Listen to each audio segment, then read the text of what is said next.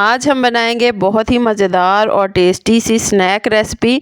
आप इसे डिनर के साथ भी यूज़ कर सकते हैं, वैसे भी स्नैक के तौर पर इस्तेमाल कर सकते हैं। बहुत मज़े की बनती है, बहुत मुख्तसर सी रेसिपी है। मुझे यकीन है आपको ये ज़रूर पसंद आएगी। अस्सलाम वालेकुम व्यूवर्स, खुश रहें, आबाद रहें। चलें जी, आज की हम अपनी रेसिपी स्टार्ट करते हैं। सबसे पहले मैंने यहाँ पर लिया है एक बाउल, उसके अंदर मैं चॉप की हुई बंद गोभी ऐड करूँगी। इसके साथ हम ऐड करेंगे शकरकंदी।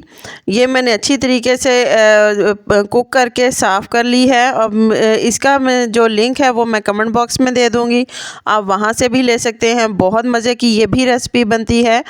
आगे हम अपनी रेसिपी को स्टार्ट करते हैं। इसके अंदर मैं मज़ीद ऐड करूँगी, यहाँ पर मैंने अमरूद काट के रखे हैं, वो एक से 1.5 कप मैंने अमरूद इसके अंदर ऐड किए हैं।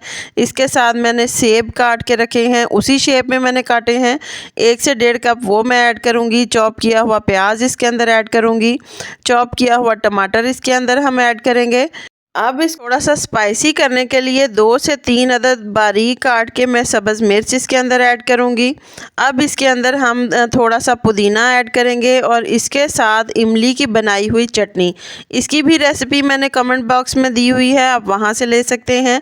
बहुत मज़े की ये भी इमली की चटनी की रेसिपी बनती है। इसके अंदर मज़ीद हमें कोई भी स्पाइसेस ऐड करने की ज़रूरत नहीं है, क्योंकि सारे स्पाइसेस जो हैं वो पहले ही से ही इमली में मौजूद हैं, इमली की चटनी में। अब मैंने इसके अंदर मायोनीज़ ऐड किया है, तकरीबन 2 चम्मच के करीब मायोनीज़ है। इन दोनों को अच्छी तरीके से मिक्स करेंगे, बहुत ही अच्छी तरीके से मिक्स करेंगे कि इमली की चटनी और जो मायोनीज़ है वो फ्रूट्स के अंदर वो अच्छी तरीके से मिक्स हो जाए, यकजा हो जाए।